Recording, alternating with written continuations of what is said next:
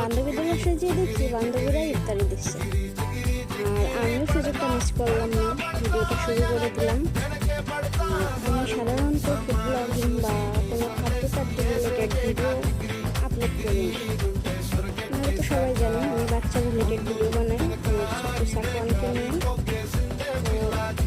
দেখুন এই মশলাগুলো আমি উৎসাহের সঙ্গে বাটাবাটি করছি, কিন্তু পাটাই যদি পাটাই বাটতে হতো আমার খুঁজে পাতাম।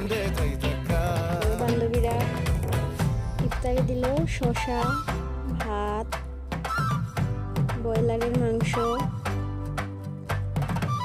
পেটে রান্না খুবই সুন্দর দেখাচ্ছে, খেতেও সুন্দর হয়েছিল। ডালটাও অনেক সুন্দর কালার হয়েছিল, খেতেও মজা।